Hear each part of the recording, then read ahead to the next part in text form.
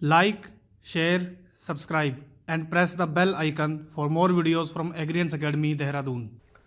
Hello everyone, I am your host Pradeep Yadav from Agrians Academy, Dehradun.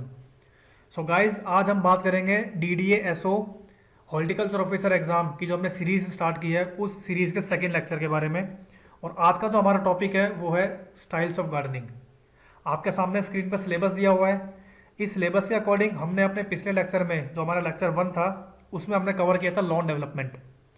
जिस भी student ने अगर अभी तक लेक्चर 1 नहीं देखा है तो पहले वो लेक्चर 1 को देखिए, बिकॉज उसमें हमने डिस्कस किया था the difference between the lawn and garden, और उसके साथ साथ हमने कुछ इंपॉर्टेंट क्वेश्चंस को भी कवर अप किया था। तो पहले आप वो वीडियो देखिए, उसके बाद आप स्विच कर सकते हैं अपने लेक्चर नंबर 2 पर। तो चलिए स्टार्ट करते हैं आज का हमारा लेक्चर जो है स्टाइल्स ऑफ गार्डनिंग।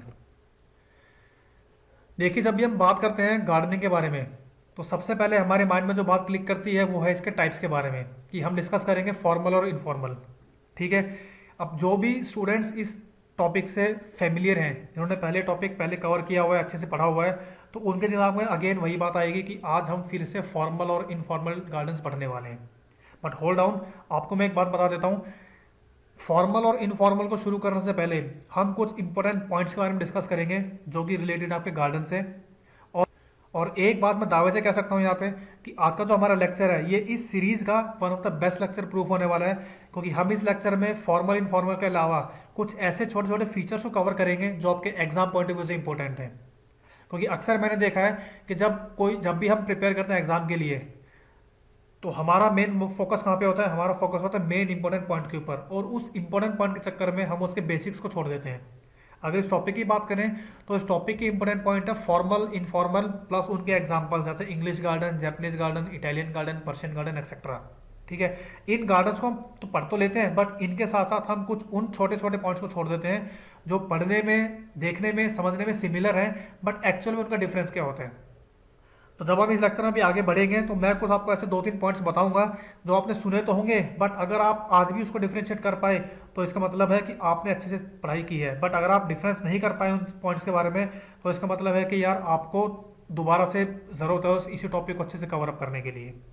तो पहले हम इसमें स्टार्ट करेंगे गार्डन के बारे में। तो व्हाट इज़ गार्डन? पीछे आपको एक इमेज दिखाई दे रही है, वो एक गार्डन की इमेज है जिसमें आप क्लियरली देख सकते हैं कि उसमें ट्रीज और प्लांट्स, वाटर सोर्सेज, सब कुछ एक वेल एस्टेब्लिश और वेल अरेंज फॉर्म के अंदर है। तो जब हम बात करते हैं गार्डन के बारे में, so garden is a plant space usually outdoor set aside for the display, cultivation और enjoyment of plants and other forms of nature. मतलब गार्डन एक ऐसा प्लांट स्पेस है, एक ऐसा स्पेस जिसको हम प्लान करके गार्डन में कन्वर्ट करते हैं। किस चीज़ के लिए? डिस्प्ले यानी कि शो ऑफ के लिए, ब्यूटिफिकेशन करने के लिए। कल्टीवेशन किस पर्पज़ के लिए? For the enjoyment of plants, कि जो हमने हमें प्लांट ग्रो किए वो एक समय पर जाके हम वहाँ पे उसमें एंजॉय कर सकते हैं उनके प्लांट्स की फॉर्मेशन, प्लांट्स की cultivation. So that is basically known as a garden. The garden can incorporate both natural and man made materials. एक गार्डन में नेचुरल चीज़ों के साथ साथ मैन मेड मटीरियल्स भी होते हैं। जैसे हमने फाउंटेन्स वहाँ पे ग्रो कर दिए, हमने यहाँ पे लैंटर्न्स लगाना शुरू किया, हमने यहाँ पे ब्रिजेस हमने लगाने स्टार्ट किए। So these are the man made materials.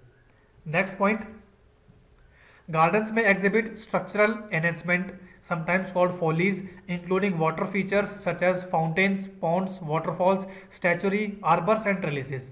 तो ये कुछ गार्डन के स्ट्रक्चर्स हैं जो हम किसी भी एक पर्टिकुलर गार्डन में देख सकते हैं।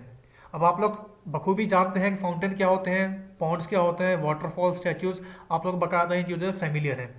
मैंने यहाँ पे 3 पॉइंट्स को हाईलाइट किया हुआ है, फॉली, आर्बर एंड ट्रेलिस। अब ये 3 चीज़ें क्या होती है और इनका गार्डन में यूज़ क्या होता है। ठीक है, कोशिश करो अगर आप लोग जानते हैं इन चीज़ों के बारे में, फॉलीज और आर्बर्स, ट्रेलिस के बारे में, तो आप अभी कमेंट सेक्शन में बता सकते हैं। तब तक हम इसको आगे लेके चलते हैं इस लेक्चर को। आगे हम देखेंगे कि what is folly, what is arbour, what is trellis, और इन तीनों में डिफरेंस क्या होता है। साथ में हम एक और पॉइंट को इसमें कवर अप करेंगे। तो पहले मैं आपको इनकी इमेजेस में शो करता हूँ, इमेजेस के बाद हम इनकी डेफिनेशन पे चलेंगे। तो ये हमारे पास फर्स्ट इमेज है, एक गार्डन की इमेज है यहाँ पे हमारे पास, और इस इमेज में आपको एक छोटा सा हट दिखाई दे रहा होगा, कॉटेज टाइप या एक झोपड़ी जिसको बोल सकते हैं। दिस झोपड़ी या दिस हट इज नोन एज फॉली। अब फॉली का मतलब क्या होता है? फॉली का मतलब है एक ऑर्नामेंटल स्ट्रक्चर, ऑर्नामेंटल बिल्डिंग जिसका कोई यूज़ नहीं है, कोई प्रैक्टिकल यूज़ नहीं है बेसिकली उस पार्ट के अंदर, उस गार्डन के अंदर, बट हमने उसको यूज़ किया ताकि वो एक गार्डन में अट्रैक्शन का काम कर सकती है, सोर्स ऑफ अट्रैक्शन का काम कर सकती है। And follies are also available in many designs. एक डिज़ाइन आपके सामने है, दूसरी इमेज में दूसरा डिज़ाइन है, ये भी एक फॉली है जिसका कोई यूज़ नहीं है, प्रैक्टिकली कोई यूज़ नहीं है, बट ये सोर्स ऑफ अट्रैक्शन का काम कर सकती है एक गार्डन के अंदर। क्लियर है? So this is known as folly. Next हमारे पास एक इमेज है जिसमें हमने शो किया हुआ स्टैचूज़ के बारे में। तो स्टैचू सभी जानते हैं, स्टैचू हम गार्डन में क्यों लगाते हैं, as a source of attraction. उसके बाद हमारे पास एक इमेज है और एक और इमेज है जिसमें हमने दिखाया हुआ है आपको आर्बर और ट्रेलिस के बारे में। जो वुडन फ्रेम आपको दिखाई दे रही है, this wooden frame is known as arbour and trellis. But इन दोनों में से कौन सा आर्बर है और कौन सा ट्रेलिस है वो हम देखेंगे अभी आगे आने वाली डेफिनेशंस के थ्रू। तो आई थिंक इमेजेस आपको क्लियर होगी कि what is folly, what is statue, what is arbour and what is trellis. Arbour और trellis are basically used for providing support to the creepers. आप क्लियरली इमेज में देख सकते हैं जो रेंगने वाले जो प्लांट होते हैं, क्रीपर जो होते हैं, उनको ऊपर चढ़ाने के लिए, सपोर्ट के लिए हम इनको यूज करते हैं। ओके, अब हम बात करते हैं डेफिनेशंस के बारे में। तो folly is basically costly ornamental building with no practical purpose, especially a tower built in a large garden or parks, and they are mainly the source of attraction. So this is the folly. Next we have arbor. So arbor is a type of framework, a wooden framework, and arbor is a garden structure on which plants, यहाँ पे plants आएगा, on which plants and vines are grow. Vines का मतलब क्या होता है? Vines का मतलब है एक ऐसे प्लांट जो ट्रेल करते हैं, जो सहारा लेके ग्रो करते हैं, जो क्रीपर बेसिकली जो होते हैं उनको हम लोग बोलते हैं वाइनी प्लांट्स। तो आर्बर एक वुडन फ्रेमवर्क है जिसको हम गार्डन में लगाते हैं ताकि उसके ऊपर हम क्रीपर्स को क्लाइंब करा के उनको एक शेप प्रोवाइड कर सकते हैं, और एक अगेन ये सोर्स ऑफ अट्रैक्शन का काम कर सकती है क्रीपर्स के तौर पे। क्लियर है? अब आर्बर के ऊपर बेस्ड एक छोटा सा सिंपल सा बेसिक क्वेश्चन है, and the question is an arbour is found in option A any garden, option B tennis court, option C wild grounds areas, और option D all of these. So जहाँ तक मैं सोच पा रहा हूँ आप लोग इसका आंसर दे पाएंगे बखूबी। तो इसका आंसर है option number A any garden. Tennis court में आप आर्बर नहीं बना सकते हैं, वाइल्ड ग्राउंड्स में आर्बर नहीं होता, तो इसका आंसर क्या हो जाएगा? Option number A any garden. Image के तौर पे ये हमारे पास इमेज है जो आपको समझने में हेल्प करेगा आर्बर क्या होता है। Arbor is a wooden framework, ये एक वुडन फ्रेमवर्क है जो अपने ही बेस पर खड़ा हुआ होता है। इसको हम यूज करेंगे for the climbing of creepers and viny plants. So this is arbour. And arbor is also similar to bower and pergola. Bower and pergola are the synonyms of arbor. तो हम इसको ये भी बोल सकते हैं बोवर। शायद आप लोग जानते होंगे, जो स्टूडेंट्स हैं एग्रीकल्चर बैकग्राउंड के, हॉर्टिकल्चर बैकग्राउंड के, उन्होंने पढ़ा होगा बोवर के बारे में। बोवर is basically A training system जो हम लोग यूज करते हैं ग्रेप्स की कल्टीवेशन करने के लिए। ठीक है, क्योंकि ग्रेप्स हमारे पास कैसा प्लांट है? Grapes is a viny plant जिसमें हम यूज करेंगे bower. And bower is a combination of poles and wire, एक कॉम्बिनेशन है पोल्स और वायर का, जिसके अंदर हम ग्रेप्स को क्लाइंब करा के उनके ग्रेप्स की कल्टीवेशन करते हैं। एक वेजिटेशन तैयार होगा जिसमें ग्रेप्स का प्लांट्स हमारा ग्रो करता है और हम वहाँ से उसकी कल्टीवेशन करते हैं। So bower is generally use for grapes cultivation. Pergola भी एक हमारे पास आर्बर जैसा ही स्ट्रक्चर होता है, ठीक है, जो कहीं ना कहीं क्लाइंबर्स को ही ग्रो करने में हेल्प करता है। लेकिन दोनों में एक्चुअली डिफरेंस है। अब डिफरेंस क्या है, वही डिफरेंस जानने के लिए मैंने आज के लेक्चर प्रिपेयर किया हुआ है कि what is the difference between these छोटी छोटी टर्म्स। ओके, अब आगे चलते हैं। अब करते हैं बात ट्रेलिस की। So trellis, again trellis is also framework of light wooden और metal bars used as a support for fruit trees और क्रीपर्स। तो ये भी एक फ्रेमवर्क है जो सपोर्ट प्रोवाइड करेगा क्रीपर्स और फ्रूट ट्रीज को। अब सवाल मन में ये आता है कि आर्बर है वो भी एक तरह का फ्रेमवर्क है जो सपोर्ट प्रोवाइड करता है, ट्रेलिस भी एक तरह का फ्रेमवर्क है जो सपोर्ट प्रोवाइड करता है। ये दोनों में सिमिलरिटी होगी, तो डिफरेंस क्या हुआ और दोनों को हमने अलग अलग नाम क्यों दिए हैं? डिफरेंस जानने के लिए ये पॉइंट आपके लिए काफी है कि trellis is typically fastened against the wall. Clear है कि ट्रेलिस जो है एक तरह का वुडन फ्रेमवर्क है, हम उसको किसी भी वॉल के साथ अटैच करते हैं, खड़ा करते हैं, ताकि जो हमारे पास क्रीपर के जो प्लांट्स हैं वो उस ट्रेलिस के साथ साथ उस ट्रेलिस के ऊपर क्लाइंब करके उस दीवार पे चढ़ेंगे और फिर वो धीरे धीरे अपने वेजिटेशन से, अपने लीव से उस पूरी दीवार को कवर अप कर लेते हैं। क्योंकि क्रीपर्स को दीवार पर चढ़ने के लिए एक सहारे की जरूरत होती है। जब एक बार वो दीवार पर चढ़ गए तो उसके बाद वो धीरे धीरे अपने स्ट्रक्चर से उस पूरी दीवार को कवर अप कर लेंगे, तो एक तरह की ग्रीन वेजिटेशन तैयार हो जाती है, वो दीवार हमारी छुप जाती है। ठीक है, तो दूर से देखने में ऐसा लगता है कि हमने एक क्रीपर की दीवार बनाई हुई है, एक लीफ की दीवार बनाई हुई है। तो इसलिए ट्रेलिस हमारा काम करेगा अगेंस्ट द वॉल और आर्बर हमारा काम करेगा खुद के लिए अपना एक अलग स्ट्रक्चर के तौर पे। क्लियर है? इमेजेस हमारे पास अवेलेबल है। So these are the trellises, wooden frame, और ये ट्रेलिस का है मेटल बार्स। जब ये क्रीपर इस पर क्लाइंब करेंगे तो वो धीरे धीरे पूरी वॉल को कवर अप कर लेते हैं। क्लियर? अब हम बात करेंगे trellis versus arbour versus pergola, इन तीनों में क्या सिमिलरिटी है और तीनों में क्या डिफरेंस है। सिमिलरिटी आपको पता लग गया होगा कि ये ट्रेलिस और आर्बर दोनों ही प्लांट्स को सपोर्ट प्रोवाइड करते हैं। डिफरेंस आपको पता लगा। अब बात करते हैं परगोला के बारे में। सो छोटी सी definition again, trellis. Trellis is typically lattice work. Lattice work का मतलब क्या होता है, ए फ्रेम ऑफ वुड, एक वुडन फ्रेमवर्क होता है जिसमें हम लोग वुड्स को आपस में क्रॉस करा के एक फ्रेमवर्क बनाते हैं। So typically lattice work built to support climbing plants और vines. It can be as simple as a panel attach to the side of a building. Clear है। नेक्स्ट हमारे पास है arbour. Arbour usually incorporates a trellis into its structure. एक तरह का trellis होता है, creating a tunnel like passageway of climbing plants. Clear, आपने इमेज भी देखी इसके आर्बर की। एक टनल लाइक पैसेजवे, गुफा जैसा पैसेज बनाता है प्लांट्स को क्लाइंब कराने के लिए। परगोला क्या होता है, pergolas are design to support climbing plants. Similar use है इसका भी, but pergolas have post supporting an open roof like structure. अब परगोला में क्या होता है, एक ओपन रूफ लाइक स्ट्रक्चर है जिसकी रूफ पार्शली क्लोज होती है और पार्शली ओपन होती है। जब उस पर क्लाइंबर्स आपके चढ़ने स्टार्ट करेंगे तो वो क्लाइंबर का जो लीफ का जो एरिया, जो लीफ है और जो फ्लावर्स है, वो उस ओपन वाले एरिया को अपने लीफ और फ्लावर से कवर करते हैं। तो कवर करने के बाद वो एक तरह की शेड प्रोवाइड करती है विजिटर्स के लिए। क्लियर है। तो उसको हम लोग बोलते हैं परगोला। आपने देखा होगा किसी भी ग्राउंड में जब जो बीच में रास्ता बना हुआ होता है, उस रास्ते के दोनों तरफ कुछ जाली लगाते हैं या कुछ वुडन फ्रेमवर्क लगाते हैं, उस पर कुछ क्रीपर्स चढ़ते हैं और वो दूसरी तरफ से कवर करते हैं। तो जब हम उसमें वॉक करते हैं तो ऊपर से एक छाया, एक शेड का काम करती है। That is known as pergola. Clear. Again इसकी इमेज हमारे पास अवेलेबल है। जो सबसे टॉप राइट में जो इमेज है that is known as trellis, जो हम किसी भी दीवार के साथ अटैच करेंगे।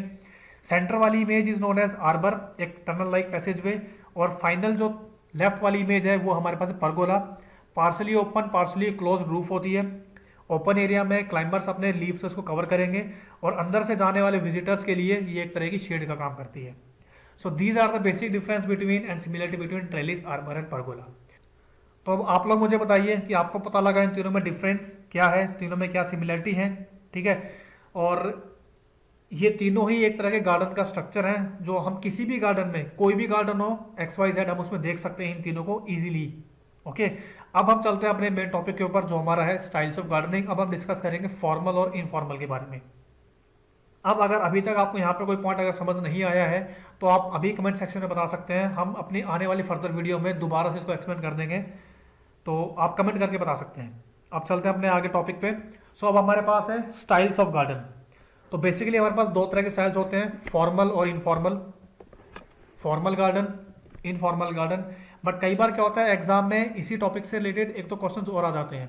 कहाँ से आते हैं, वो होता है वाइल्ड गार्डन से रिलेटेड। तो इसमें हम एक और डिस्कस करेंगे वाइल्ड गार्डन के बारे में, क्योंकि वाइल्ड गार्डन वैसे तो एक छोटा सा टॉपिक है, बट कई बार क्या आता है एग्जाम में ऐसे क्वेश्चंस आ जाते हैं। जैसे उन्होंने पूछा कि wild garden was first time invented by, किसने सबसे पहले शुरू किया, इसका मेन एम क्या होता है, इसके फीचर्स कौन कौन से होते हैं, और फॉर्मल और इनफॉर्मल इन दोनों में से वाइल्ड का जैसा सिमिलर कौन सा गार्डन होता है। तो इस तरह के कुछ बेसिक क्वेश्चन आ जाते हैं। तो पहले हम डिस्कस करेंगे फॉर्मल, फिर इनफॉर्मल, और फिर हम डिस्कस करेंगे वाइल्ड के बारे में। ओके। सो फॉर्मल स्टाइल गार्डन, बैकग्राउंड में आपको इमेज दिख रही है, वो एक फॉर्मल स्टाइल गार्डन की इमेज है।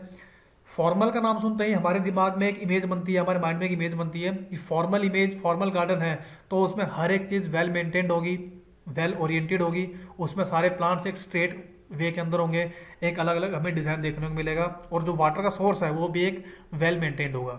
ठीक है। तो एक पहला पॉइंट जो हमारे पास है वो है कि plan is made on the paper. ये हमारा पॉइंट है फॉर्मल गार्डन का। अब इसी एक पॉइंट से मैं आपको छोटा सा डिफरेंस बताऊंगा फॉर्मल और इनफॉर्मल के अंदर। इनफॉर्मल की अगर हम बात करें तो इनफॉर्मल में हम कोई भी प्लान नहीं बनाते किसी पेपर के ऊपर, बिकॉज वो इनफॉर्मल है। इनफॉर्मल फॉर्मल के बिल्कुल ऑपोजिट होता है। अब देखो, जब हमने बात की कि plan is made on paper, इसका मतलब क्या है कि जो हमारे पास ऑलरेडी जो साइट अवेलेबल थी या जो साइट अवेलेबल है, उस साइट पे एक भी प्लांट हमने फिलहाल ग्रो नहीं किए हुए हैं, एकदम ब्लैंक हमारे पास साइट है। ठीक है। उस साइट में ग्रो करने के लिए प्लांट्स को हम पहले एक प्लान बनाते हैं एक पेपर के ऊपर। उस पेपर पे कहाँ पे हमारा मेन रास्ता होगा, मेन पाथ होगा, किस साइड हम वाटर का सोर्स लगाएंगे, कहाँ पे फाउंटेन्स लगाएंगे, और कौन से प्लांट्स हम कहाँ पे अरेंज कर सकते हैं। उस साइट को पेपर पे बनाने के बाद हम उन डिजाइन को उस साइट पे अप्लाई करते हैं। सो वो अपने नाम था फॉर्मल गार्डन। इनफॉर्मल की बात करें सो जनरली इनफॉर्मल का जो आइडिया है वो एक जो माइंडसेट लोगों में वो ये बना हुआ है कि यार इनफॉर्मल है तो इनफॉर्मल में हम खुद से प्लांट लगाएंगे बट उनको हम नेचुरली ग्रो करवाते हैं, ऐसा नहीं है। इनफॉर्मल में क्या होता है, जो हमारे पास साइट हमारे पास जो अवेलेबल है उस साइट पे ऑलरेडी बहुत सारे प्लांट्स, ट्रीज और ग्रासेस अवेलेबल होती हैं, वाटर का सोर्स भी होता है, रास्ते बने हुए होते हैं। बट इनफॉर्मल है तो हम वहां से हम वहां पे नेचर को छेड़छाड़ ना करके उन्हीं अवेलेबल ट्रीज और प्लांट्स को कट और ट्रिम करके इजिली एक गार्डन के फॉर्म में रिप्रेजेंट करते हैं। एग्जाम्पल के तौर पे आपने सुना होगा फॉर्मल में जो रास्ते होते हैं, जो पाथ होते हैं, वो या तो स्ट्रेट होंगे या वो 90 डिग्री में कट होते हैं। इनफॉर्मल में वही रास्ते क्या होते हैं, कर्वेशियस होते हैं, कर्व के अंदर होते हैं। क्यों होते हैं, क्योंकि यार वो रास्ते वहां पे ऑलरेडी पहले से अवेलेबल थे, हमने बस उनको क्लीन करके एक अच्छी फॉर्म में रिप्रेजेंट किया है। फॉर्मल के ट्रीज एकदम स्ट्रेट होते हैं, इनफॉर्मल के ट्रीज थोड़े टेढ़े मेढ़े हो सकते हैं बिकॉज वो नेचुरल थे, ठीक है, वो वहां पे पहले से अवेलेबल थे, हमने बस उनको कट और ट्रिम करके उसको मॉडिफाई करके सामने रिप्रेजेंट किया। जबकि फॉर्मल में हमने प्लान करके फिर उन ट्रीज को सिलेक्ट करके फिर वहां पे ग्रो किया हुआ है। क्लियर है। एक और एग्जांपल सुन लो। फॉर्मल गार्डन में आपने देखा होगा हम लोग अशोका के ट्री ग्रो करते हैं, जो रास्ता है उस रास्ते के दोनों तरफ हम अशोका के प्लांट ग्रो करते हैं because ashoka are only use for straight way. जबकि इनफॉर्मल में आप कभी भी अशोका का प्लांट नहीं देखेंगे बिकॉज वो इनफॉर्मल गार्डन है और हम वहां पर नए प्लांट्स को इजीली ग्रो नहीं करते, क्योंकि जो स्पेस अवेलेबल है वो सब स्पेस ऑक्यूपाइड है। ठीक है, so this is the main difference between formal and informal. I think आप सबको क्लियर होगा कि what is the actual meaning of informal garden. Next point हमारा है the plan is symmetry and geometrical with square, rectangular and roads are cut at right angles. तो हमने road की बात की थी, स्ट्रेट और राइट एंगल्स पे होंगे। Symmetrical, formal are symmetrical and geometrical. Symmetrical मतलब क्या होता है, symmetrical means symmetry and symmetry means similar, एक जैसे। हिंदी में बात करें तो सिमिलर मीन्स समरूपता, यानी कि समान रूप। जो हमने प्लांट रोड के इस तरफ लगाए हैं वही प्लांट हम रोड के उस तरफ लगाएंगे, यानी कि पाथ जो हमारे पास अवेलेबल है उस तरह से। ठीक है, तो एक तरह की सिमेट्रिकल हम बनाते हैं, जो प्लांट इस तरफ है वही सेम प्लांट दूसरी तरफ होगा, ताकि एक मिरर इमेज की फॉर्मेशन हो। सो मिरर इमेज चाहो तो आप नोट कर सकते हो। मिरर इमेज का जो डिस्क्रिप्शन है वो आपको फॉर्मल गार्डन्स में मिलेगा, क्योंकि हमने दोनों तरफ सेम प्लांट्स लगाए हैं, सेम स्टैच्यू लगाए हैं, हमने सेम ट्रीज लगाए हैं, तो एक मिरर इमेज की फॉर्मेशन होती है। ज्योमेट्रिकल की बात करें तो ज्योमेट्री मीन्स शेप्स। आपने स्कूल्स में पढ़ा होगा 10th क्लास के अंदर, ज्योमेट्री में हम बात करते हैं स्ट्रेट लाइन के बारे में, स्फीयर के बारे में, रेक्टेंगल, स्क्वायर, ट्राइंगल, ट्रेपीजियम, है ना, शेप्स के बारे में। तो वही सेम कंसेप्ट हमें फॉर्मल गार्डन में अप्लाई करना है कि हम उन छोटे छोटे एजेस को, छोटे छोटे प्लांट्स को कुछ इस तरीके से ग्रो करें कि वो एक प्रॉपर शेप के फॉर्म में हमारे सामने अवेलेबल हो पाए उस पार्क के अंदर, उस गार्डन के अंदर। सो सिमेट्री और geometry are the features of formal garden, but informal में हम कोई भी सिमेट्रिकल कोई भी ज्योमेट्रिकल पर्पज को अप्लाई नहीं करेंगे। Clear. So symmetrical and geometrical apply करने के बाद एक मिरर इमेज की फॉर्मेशन होती है। So it indicates the mirror image of each other. ये देखो इधर डायग्राम हमारे पास है, रास्ते में एक ग्रास्ड पाथवे हमारे पास है, उसके दोनों तरफ same number of plants, same number of statue हैं जो मिरर इमेज का काम करते हैं। रास्ता बिल्कुल सीधा है और बीच में कहीं 90 डिग्री पे डिवाइडेड है, तो इसलिए this is the example of formal garden. Everything is planted in a straight line. यहाँ पे हम बात कर रहे हैं अशोका ट्रीज के बारे में, बिल्कुल सीधे वो ग्रो करते हैं, तो everything is planted in a straight line. The flower beds, borders and shrubs are arranged in geometrically designed beds. आप बैकग्राउंड में देख सकते हैं जो फ्लावर बेड्स हैं, बॉर्डर्स हैं, वो हमने ज्योमेट्रिकली शेप में अरेंज किए हुए हैं। Either they are sphere, either they are rectangle, square और ट्राइंगल, जो भी आपको इमेज दिख रही है उसके अंदर। Trimmed formal hedges, ashoka tree and topiary are the typical features of formal garden. Formal hedges, topiary, ये इंपॉर्टेंट फीचर्स हैं फॉर्मल गार्डन के। अब टोपियरी से भी आप लोग बकायदा फेमिलियर हैं, सब जानते हैं टोपियरी क्या होता है। फॉर्मल hedges हम अभी डिस्कस करेंगे, छोटा सा डिस्क्रिप्शन इसके बारे में है। और other features are fountains, water pools and cascades. अब कास्केड्स भी कुछ लोगों के लिए नया हो सकता है कि कास्केड क्या होता है। तो चलिए अब डिस्कस करते हैं इन तीनों टर्म्स के बारे में, formal hedge, topiary and cascade with their images. तो फर्स्ट हमारे पास है फॉर्मल हेजेस। सबसे पहले what is the meaning of hedge. Hedge का मतलब होता है, अगर हिंदी में बात करें तो बचाव करना, सेव। अब सेव का मतलब क्या होता है कि हम वहां पे फेंस तैयार करेंगे। तो hedge is basically a fence और boundary formed by the closely growing bushes और श्रब्स। ध्यान से सुनना, मैंने यहाँ पे यूज किया श्रब्स, ठीक है। तो श्रब्स और फेंस, तो श्रब्स और हेज में डिफरेंस क्या होता है, जब तक हमारे पास जो श्रब है, नॉर्मल कंडीशन है जब तक वो है, वो हमारे पास श्रब है। बट हमने उस श्रब को एक लाइन में ग्रो किया और हम उसको जब बार बार कट और ट्रिम कर रहे हैं, तो लाइन में ग्रो करने के बाद और क्लोजली ग्रो करने के बाद वही श्रब हमारे पास एक बाउंड्री का काम करती है। सो दैट बाउंड्री और that fence is known as the hedge, जो एक बचाव का करने काम जो बचाव करने काम करती है और एक फेंसिंग काम करती है। So basically shrub and hedge are both same, ठीक है। एक और टर्म होती है जिसको हम लोग बोलते हैं एज, EDGE, एज, ठीक है। एज का मतलब क्या होता है, ये एक आउटर लिमिट होती है जो हम लोग किसी भी हेज से पहले ग्रो करते हैं शेप्स प्रोवाइड करने के लिए, किसी भी छोटी ग्रासेस को या फ्लावरिंग को। हमें एक स्फीयरिकल शेप बनानी है, उस स्फेरिकल शेप में हम बीच में रखेंगे फ्लावर्स और फ्लावर्स के बाहर हम रखेंगे hedges. Okay, so this is the formal hedge use for fence and boundary. This is known as topiary. Topiary मतलब क्या होता है, किसी भी श्रब को, किसी भी प्लांट को, किसी भी ट्री को कोई भी पर्टिकुलर शेप प्रोवाइड करनी, either of elephant, either of किसी भी एनिमल की, बर्ड की, कोई भी ह्यूमन की, या कोई भी XYZ हम उसको शेप प्रोवाइड कर सकते हैं। तो this is known as topiary. और उसके बाद है कास्केड। कास्केड क्या होता है, cascade is a small waterfall जो कि या तो स्टेप वाइज फ्लो करेगा या किसी भी डीप एरिया में फ्लो करता है। सो दो तरह के कास्केड होते हैं। आपने देखा होगा गार्डन्स के अंदर एक सीढ़ीदार स्ट्रक्चर हमारे पास होता है, उसके ऊपर वाटर फ्लो करता है और आगे जाके एक सोर्स में पूरा वाटर हमारा नीचे गिरना स्टार्ट करता है। So that is known as cascade. या फिर क्या होता है, एक सिंपल सा डीप हमारे पास वाटर फ्लो होता है बिना किसी स्टेजेस के, हम लोग उसको भी कास्केड बोलते हैं। सो दो तरह के कास्केड होते हैं। जो हमारे पास स्टेप वाला जो कास्केड है उसमें वाटर कंटिन्यूसली फ्लो करता है और उसकी स्पीड जो है काफ़ी फास्ट होती है, तो that is known as step wise cascade. एक हमारे पास सिंपली कास्केड है जो बिना किसी स्टेप के फ्लो कर रहा है, एरिया कम है बट वाटर की क्वांटिटी बहुत ज़्यादा होती है, तो वो भी हमारा कास्केड होता है। So these three are the important features of the formal garden, जिसको हम बोलते हैं formal hedges, topiary and cascades. Cascades वैसे हम जनरली इनफॉर्मल में भी देख सकते हैं, बट फॉर्मल का भी एक पार्ट होता है कास्केड, ठीक है। तो आई थिंक अब आपको क्लियर होगा कि what is the difference between normal garden and formal garden, दोनों के फीचर्स। और जो हमने बात की थी आर्बर, ट्रेलिस और परगोला के बारे में, वो भी हम इजीली अपने फॉर्मल गार्डन्स में इजीली देख सकते हैं, बिकॉज हम क्रीपर्स भी यहाँ पे ग्रो करते हैं। तो एक प्रॉपर अट्रैक्शन के लिए हम उन तीनों चीज़ों को इस गार्डन में यूज कर सकते हैं। क्लियर है, अब चलते हैं आगे। अगेन हमारे पास दो सेम इमेजेस है फॉर्मल गार्डन्स के लिए। यहाँ पे हम डिस्कस करेंगे डीमेरिट्स के बारे में। जी हाँ, बिल्कुल डीमेरिट्स, बिकॉज शायद ही किसी ने आपको डीमेरिट के बारे में बताया होगा कि फॉर्मल गार्डन में क्या डीमेरिट्स हो सकती हैं। The one and only demerit is that they have no secrets and the element of surprise is lost.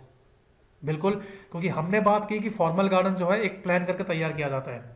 तो फॉर द प्लानर्स, जब हम बात करते हैं प्लानर्स के लिए जिन्होंने इसको डिजाइन करते हैं, उनको पता होता है कि यार इस फॉर्मल डिजाइन गार्डन में कौन सा एलिमेंट कहाँ पे अवेलेबल है, कौन सा सोर्स कहाँ पे अवेलेबल है, कौन सा ट्री हम कहाँ पे लगाने हैं। तो उनके लिए कोई सीक्रेट नहीं है, कोई एलिमेंट ऑफ सरप्राइज नहीं है। अगर आप बात करें कि सर विजिटर्स के लिए हो सकता है, तो विजिटर्स के लिए भी ये एलिमेंट का सरप्राइज नहीं होता, बिकॉज हर एक फॉर्मल गार्डन में जब हम जाते हैं विजिट करने के लिए, तो कभी आप जाके देखना किसी भी फॉर्मल गार्डन के बाहर जो उसका मेन गेट होता है वहाँ पर एक लिस्ट लगी होती है उस गार्डन में अवेलेबल एलिमेंट्स की, कि इस गार्डन में कहाँ पे कौन सी चीज़ें अवेलेबल है, ठीक है। एक्सट्रीम लेफ्ट में कौन सा ट्री है, एक्सट्रीम राइट में कौन सा सोर्स है, फाउंटेन्स कहाँ पे अवेलेबल होंगे, वाटर चैनल्स कहाँ पे अवेलेबल है, तो पूरा डिस्क्रिप्शन आपको बाहर मिलता है। सो इसलिए प्लानर्स के लिए और विजिटर्स के लिए दोनों के लिए source of element of surprise बिल्कुल लॉस्ट होता है। सो एलिमेंट ऑफ सरप्राइज और no secret is the biggest and the only demerit of the formal garden. Clear, चलिए अब हम आगे चलते हैं इनफॉर्मल स्टाइल गार्डन के ऊपर। वैसे हमको पता है इनफॉर्मल के बारे में, बट फिर भी एक छोटी सी डेफिनेशन है और कुछ एक एम के बारे में बात करेंगे जिससे आपको क्लियरली समझ आएगा कि what is informal style garden. An informal garden is naturalistic and usually includes the asymmetrical placed design, naturally shaped plants and beds, curved spaces, rustic looking furnishings and more casual pavings. एक natural तरीका होता है जो site हमारे पास available थी उसको naturally represent करना, कट और ट्रिम करके। एसिमेट्रिकल है, आप कोई डिजाइन तैयार नहीं करेंगे। Curved spaces is the most important, because यहाँ पर जो पाथ अवेलेबल है वो नेचुरली ही ऑटोमेटिकली पहले से प्रेजेंट होते हैं। जो कच्चा रास्ता आपके पास था आपने उसको पक्का करके बस इतना किया आपने, बाकी सब कुछ इसके अंदर सेम होता है, ठीक है। फीचर्स की बात करें, so the whole design looks informal as the plans and features are arranged in natural way without following any hard and fast rules. इसमें कोई रूल फॉलो नहीं होगा, तो इसलिए ये हमारे पास इनफॉर्मल गार्डन है। The creation will not be artistic, ठीक है, ये पॉइंट भी। स्मूथ कर्वेशियस आउटलाइंस, ठीक है, रास्ते बिल्कुल स्मूथ है और कर्वेशियस होते हैं। Water bodies are more irregular, ये थोड़ा इंपॉर्टेंट पॉइंट है वाटर बॉडीज। जब हम बात करते हैं फॉर्मल्स के लिए, तो आपने अभी पीछे इमेज देखी होगी बैकग्राउंड में, जो हमारे पास वाटर का जो चैनल था और जो हमारे पास कैनाल्स अवेलेबल थे वो एकदम पक्के थे और एकदम स्ट्रेट थे। जबकि इनफॉर्मल में क्या होता है, वाटर खुद अपना रास्ता बनाता है। सपोज कहीं पे वाटर का सोर्स है, पीछे अगर कोई माउंटेन है, वहां से कोई वाटर फ्लो हो रहा है, तो वहां पे जब वाटर फ्लो हो रहा है तो वो वाटर फ्लो करते करते अपना आप अपना रास्ता बनाता है। तो बाद में हम उसी रास्ते को बाद में पक्का करते हैं ताकि उसी रास्ते में अपने आप ही वाटर फ्लो होता रहे। तो इसलिए यहाँ पे अब यहाँ से आपके पास एक और पॉइंट होगा, जब हमने बात की वाटर बॉडीज की जो इरेगुलर है, तो एक और पॉइंट यहाँ पे क्लियर क्लियर होता है कि इनफॉर्मल गार्डन्स में हम लोग हिलॉक्स की बात करते हैं। हिलॉक्स यानी कि स्मॉल हिल्स। कुछ एरिया में हम लोग स्मॉल हिल्स को देखते हैं जहाँ से हमारे पास वाटर का फ्लो आता है। तो जहाँ से वाटर का फ्लो आ रहा है उस वाटर के फ्लो को हमने पक्का कर दिया, मॉडिफाई कर दिया, तो वो हमारे पास क्या होगा, इरेगुलर वाटर बॉडीज है। क्लियर है। हिलॉक्स की हमने बात की, तो हिलॉक्स आर मेड, हिलॉक्स का मतलब होता है स्मॉल हिल्स। तो कुछ कुछ इनफॉर्मल गार्डन्स में हमें स्मॉल हिल्स देखने को मिलेंगे। एग्जाम्पल के तौर पे जापानीज गार्डन, जापानीज गार्डन में हम जी भर के देखने को वहाँ पे हिल्स मिलते हैं, जो छोटे छोटे हिल्स होते हैं स्टोन्स के जो बने हुए होते हैं, उसको हम लोग बोलते हैं हिलॉक्स। अदर सोर्सेज आर कास्केड्स हैं, यहाँ पे लेक्स है, आइलैंड्स है, रॉक्स है। और इन सभी स्ट्रक्चर को अगर हम एक साथ देखें तो ये एक छोटा सा रूरल इफेक्ट डालता है। जैसे हम किसी गांव में आ गए हैं, पीछे पहाड़ हैं, आगे छोटी छोटी नदियाँ फ्लो कर रही है, बगल में नेचुरल ट्रीज हैं, स्टोन्स हैं, पत्थर्स हैं, रिवर्स हैं, सब कुछ एक नेचुरल वे है। तो एक रूरल इफेक्ट यहाँ पे हमें क्लियर दिखाई देता है। उसके बाद आइडिया, मेन इंपॉर्टेंट जो एम होता है, टू इमिटेट द नेचर। ये इसका सबसे बेस्ट एम और मेन इसका आइडिया होता है कि नेचर से छेड़छाड़ ना करके थोड़ा सा उसको मॉडिफाई करके हम रिप्रेजेंट कर सकते हैं। सो this is the main features of informal style garden. I think सबको समझ आया होगा इस सब के बारे में। चलिए अब आगे मूव ऑन करते हैं। इमेज हमारे पास अवेलेबल है, क्लियरली देख सकते हैं। पाथ की हमने स्पेशली बात की थी, कर्वेशियस पाथ है। जितने भी ट्रीज हैं वो वेल अरेंज्ड तो नहीं है बट वेल मैनर्ड है। उनको हमने कट और ट्रिम करके एक अच्छी सी शेप में हमने मैनेज किया हुआ है, but they are not well arranged. अपने नेचुरल वे तरीके से ग्रो किए हुए हैं, कोई भी स्ट्रेट लाइन के अंदर नहीं है।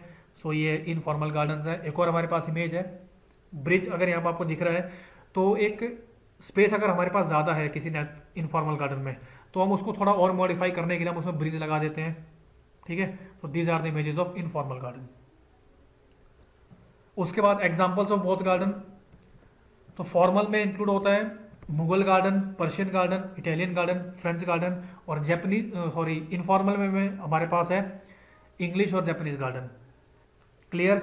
अब आई थिंक आपको पूरी तरह समझ आया होगा what is formal garden, what is informal garden, what is normal garden, उनके फीचर्स, उनके कंसेप्ट, उनके एलिमेंट्स।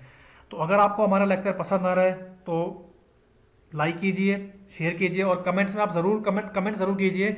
अगर आपको लगता है कि आपको कोई नया पॉइंट इसमें इंक्लूड करना है या आपको कोई पॉइंट समझ नहीं आया है तो आप कमेंट सेक्शन में कमेंट करके बता सकते हैं, बिकॉज कमेंट्स करना बहुत ज़रूरी है।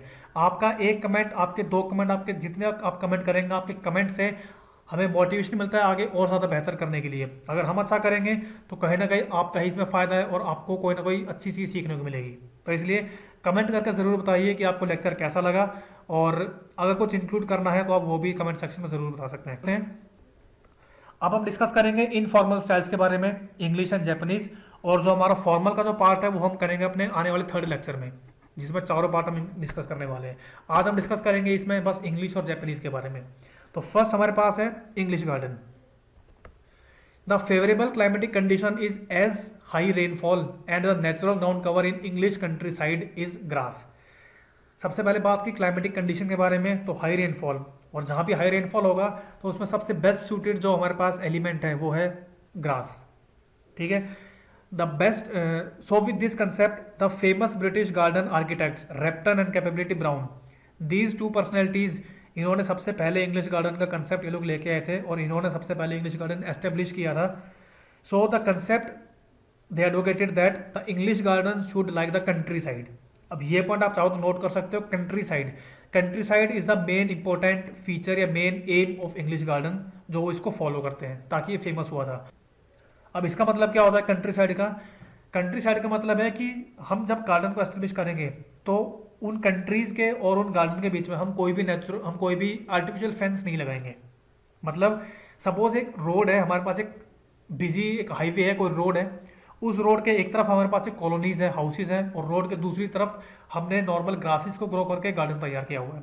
तो एक ऐसा गार्डन जो पूरे कंट्री से, पूरी कॉलोनी से ऑटोमेटिकली अटैच होता है ग्रासेस के थ्रू, क्योंकि पहले हमारे पास ग्रासेस होंगी और अब जितना रोड से दूर जाएंगे धीरे धीरे हमारे पास एक गार्डन की फॉर्मेशन दिखाई देगी विदाउट एनी आर्टिफिशियल फेंसिंग, कोई आर्टिफिशियल फेंसिंग नहीं होगी वहाँ पे। तो उसको हम लोग बोलते हैं इंग्लिश गार्डन, जो कहीं ना कहीं एक कंट्री को और एक ओपन एरिया को, गार्डन एरिया को आपस में कनेक्ट करते हैं। सो country side is the main aim of the English garden. Clear है? इसकी इमेज हमारे पास अगली स्लाइड में अवेलेबल है, तो आपको इमेज दिखाएंगे ताकि आपको क्लियरली समझ आ जाए कि what is the countryside meaning.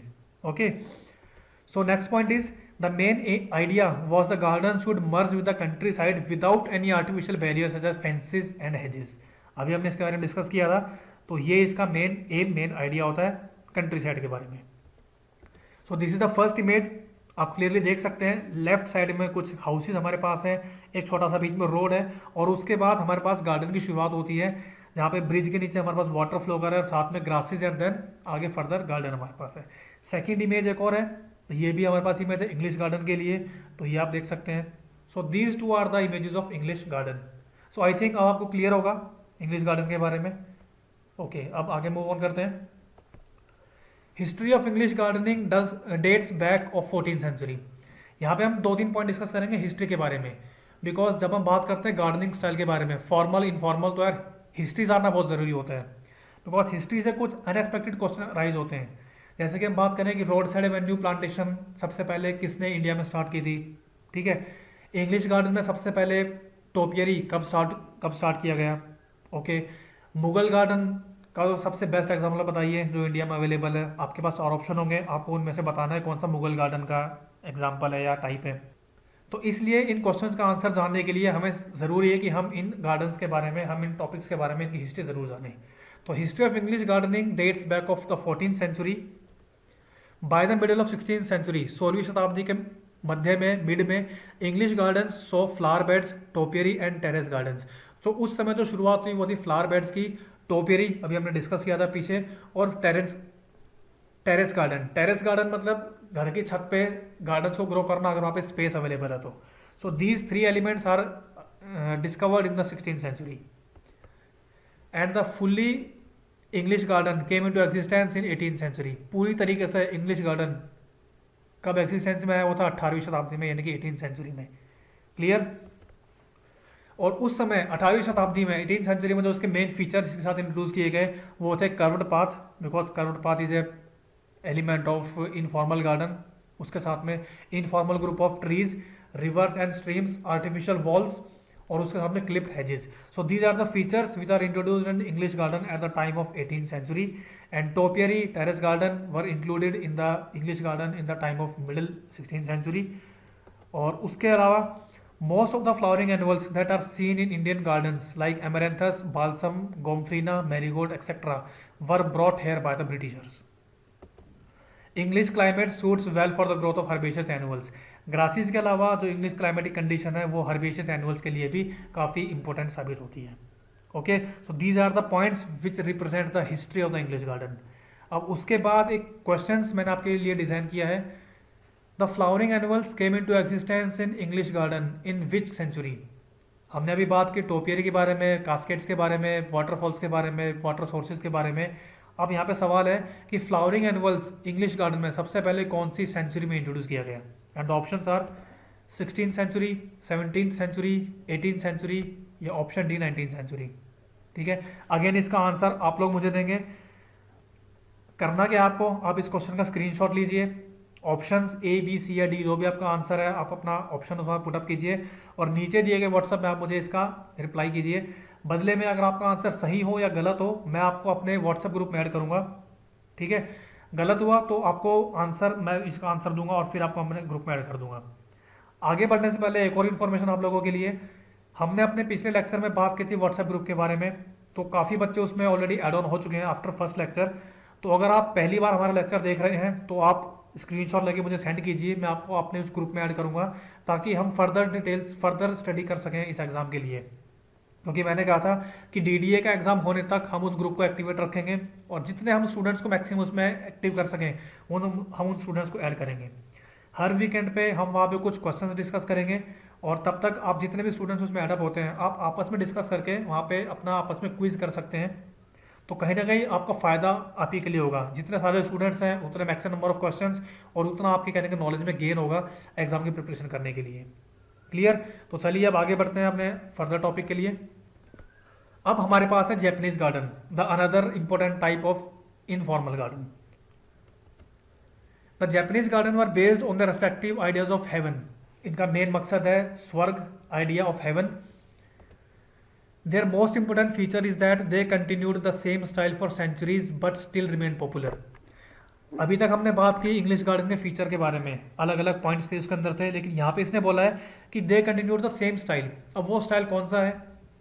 आपने पढ़ा होगा जापानीज गार्डन में दो इंपॉर्टेंट फीचर हैं, कौन कौन से? Stone lanterns and pagodas. अब शायद आपको दिमाग में क्लिक कर रहा हो कि हाँ पगोडा हमने कहीं नाम सुना था। So pagoda is the important feature and stone lantern is the another important feature of Japanese garden. So ये पहली बार ऐसा हुआ था कि जापानीज गार्डन में ये दो एलिमेंट्स इंट्रोड्यूस किए गए और इनकी वजह से जापानीज गार्डन आज भी काफ़ी पॉपुलर है अपने आप में ही एक तरीके से। क्लियर है? देखने के लिए इमेज हमारे पास अवेलेबल है। So this is the image of informal garden यानी कि जापानीज गार्डन। इसमें वाटर सोर्स है, ट्रीज है, ग्रासेस है, स्टोन्स है और पगोडा है। पगोडा आपको सेंटर में एक वाटर का, आपको एक स्टोन का टावर दिख रहा होगा। This tower is known as a pagoda. Clear है? जो आप किसी भी पत्थर को तराश के उसको एक शेप प्रोवाइड करते हैं। Clear? Okay. The three most important elements to achieve these objectives are water, stones and plants. Image में आप क्लियरली देख सकते हैं तीनों एलिमेंट्स, वाटर भी है, स्टोन्स भी है और प्लांट्स भी हैं। Next point is low sculptured bushes and trained dwarf trees look very attractive in a Japanese garden. छोटे छोटे प्लांट्स, छोटी छोटी बुशेज काफ़ी इंपॉर्टेंट है इस गार्डन को मेंटेन करने के लिए। So they are the very important source of attraction in Japanese garden. So this is the aerial view of Japanese garden. आप यहाँ पे क्लियरली देख सकते हैं, इसमें हमारे पास वाटर अवेलेबल है, प्लांट्स हैं, सोर्सेज ऑफ वाटर्स हैं, स्टोन्स हमारे पास है, कास्केट बीच में आपको दिख रहा होगा। So this is the perfect aerial view of Japanese garden. Okay. So अब हम बात करेंगे फीचर्स के बारे में कि जापानीज गार्डन में कौन कौन से फीचर्स हैं। वैसे तो बहुत सारे फीचर्स हैं लेकिन मैंने बस उनके यहाँ पे नाम लिखे हुए हैं, फर्दर मैंने डिटेल्स यहाँ पर नहीं दी है। फर्दर डिटेल्स मैं जितना भी हम यहाँ पे लेक्चर कवर करेंगे तो आने वाले 2 से 3 लेक्चर में मैं एक पीडीएफ का लिंक आपको प्रोवाइड करूंगा। उस पीडीएफ के लिंक में मेरे पूरी अब तक के लेक्चर के आपके नोट्स उसमें अवेलेबल होंगे। लिंक आपके सामने वहाँ पे होगा, तो आप चाहे तो उस लिंक पे क्लिक करके आप उस पीडीएफ को परचेज कर सकते हैं। ठीक है? क्योंकि मैंने अपने पहले लेक्चर में कहा था कि ड्यू टू सम रीजंस मैं सब कुछ कवर नहीं करूंगा इन वीडियोस के अंदर। कुछ ऐसे पॉइंट्स मैं कवर करूंगा जो कहीं ना कहीं आपको मोटिवेट करेंगे एग्जाम में प्रिपेयर करने के लिए और अच्छे से तैयारी करने के लिए। तो पीडीएफ आपको प्रोवाइड हो जाएगी। उस पीडीएफ में पूरा मैंने डिटेल में दिया हुआ है इसके पूरे फीचर्स में विद डेफिनेशंस और वो फीचर्स क्यों इंपॉर्टेंट है। क्लियर? यहाँ पे हम बात करेंगे सिर्फ उनके नेम्स के बारे में। तो पहला हमारे पास है ponds, next another feature is streams, then we have waterfalls, fountains, उसके बाद वेल्स। तो जो हमारी पीडीएफ है उसमें मैंने दिया हुआ है कि पॉन्ड्स अगर है तो पॉन्ड्स पूरे गार्डन में कहाँ पे अवेलेबल होगा, स्ट्रीम्स का क्या साइज होगा, किस तरह की स्ट्रीम हमारे पास होगी, वेल्स अगर है तो वो वेल्स कैसा वेल है, ऑर्नामेंटल वेल है कि नॉर्मल वेल है, अगर ऑर्नामेंटल है तो उस ऑर्नामेंटल वेल में हम कौन कौन से फ्लावर्स यूज़ करेंगे उसको अट्रैक्टिव बनाने के लिए। तो इस तरह के पॉइंट्स हमने इंक्लूड किए हुए हैं। क्योंकि यार देखो हमारे एग्जाम में सिर्फ एक ही टॉपिक है तो इतना सिंपल तो क्वेश्चन में पूछेंगे नहीं बिल्कुल बाहर से, थोड़ा डीपली पूछने के लिए आपको थोड़ा सा अंदर घुसना पड़ेगा पढ़ने के लिए, तो वो डिटेल्स आपको पीडीएफ में अवेलेबल हो जाएगी। ठीक है? नेक्स्ट हमारे पास इसमें एक फीचर है वो है island.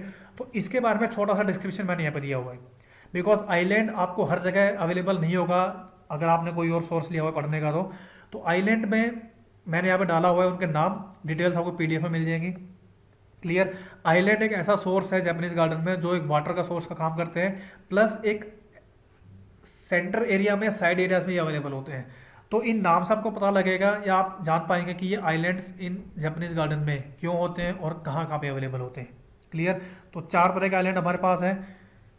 First one is Elysian island which in Japanese language is known as Horaijima, windswept island which is known as Fukiage jima, masters island is known as Shujinto and guests island which is known as Kyakujinto. So these are the English name and Japanese name of the gardens. अब इन सब की अपनी अलग importance होती है। Clear है? इनके बेस के ऊपर एक छोटा सा क्वेश्चन अगेन आपके सामने है, which of the following type of island from Japanese garden is given in the shape of tortoise. 4 option आपके सामने हैं, इलाइशियन आइले, विंड स्वेप्ट आइले, मास्टर्स आइले और उसके बाद गेस्ट आइले। आपको करना क्या है, आंसर आपको देना है इसका, स्क्रीनशॉट लीजिए, option A B C D कोई भी इसका ऑप्शन दे सकते हैं जो आपको लगता है आंसर होगा। अगर ठीक हुआ तो वेल एंड गुड, गलत हुआ तो मैं उसको आपका रिप्लाई करके आंसर दूंगा और फिर आपको अपने ग्रुप में ऐड कर देंगे, ठीक है। और एक आपसे रिक्वेस्ट है कि यार गूगल पे सर्च ना कीजिए, बिकॉज लास्ट टाइम मेरे पास काफ़ी बच्चों के मैसेज आए थे कि सर हमने गूगल पे सर्च करके फिर आपको आंसर दिया है। अगर आप ऐसा करते हैं तो कहीं ना कहीं बेईमानी है आपकी अपनी खुद से ही, क्योंकि यार मेरा जो मकसद है, जो मेरा एक मकसद है कि मैं स्टूडेंट्स को एक अच्छा प्लेटफॉर्म तैयार करूँ एग्जाम की प्रिपरेशन करने के लिए, तो वो उसके लिए मैं ट्राई कर रहा हूँ कि अगर आप आंसर सही दे रहे हैं तो उसकी मेमोरी आपकी काफ़ी लंबे समय तक याद रहती है। अगर आपने गलत किया तो गलत करने के बाद भी आप उसको काफ़ी लंबे समय तक याद रख सकते हैं, बिकॉज जब मैं आंसर दूंगा और आप जब आगे फर्दर स्टडी करेंगे तो सपोज कोई ऐसा क्वेश्चन आपके सामने आता है जो इसी से कहने के रिलेटेड है, तब एकदम से आपके दिमाग में क्लिक होगा कि यार हाँ मैंने ये क्वेश्चन कहीं पढ़ा था और उसका आंसर मैंने ये दिया था और वो गलत था, बट सर ने मुझे ये आंसर बताया था। तो आपको ये चीज़ें लाइफ लॉन्ग याद रहे, आपके एग्जाम तक आपको याद रहे, तो इसलिए मैंने ये तरीका अपनाया। वरना मैं भी सिंपली बोल सकता था कि यार ये क्वेश्चन है और आप लोग इसका आंसर गूगल पर देख लीजिए, ठीक है ना। तो इसलिए मैंने ऐसे स्टूडेंट्स को ग्रुप में ऐड नहीं किया जिन्होंने मुझे ऐसा रिप्लाई किया था, बट इस वीडियो के बाद मैं उन्हीं स्टूडेंट्स को फिर से ऐड कर दूंगा अपने ग्रुप के अंदर। तो मेरी आपसे रिक्वेस्ट है कि अगर आप आंसर दें तो ईमानदारी से आंसर दें। तो आई थिंक आप लोग समझ रहे होंगे कि मैं क्या कहना चाह रहा हूँ अपनी इस बात के थ्रू, कि अगर मैंने कोई चीज़ अगर डिज़ाइन की है आप लोगों के लिए तो उसमें यार कहीं ना कहीं आप ही स्टूडेंट्स का फ़ायदा है।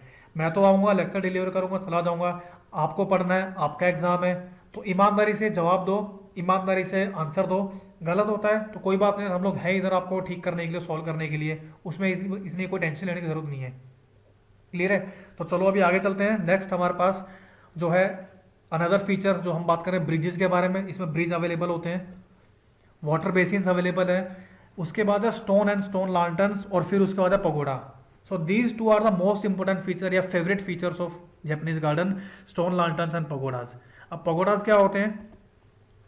The favourite feature of Japanese garden is the stone tower और the pagoda which is a structure consisting of 2, 3, 4, 5 और मोर सेपरेटली रूफ स्टेजेस।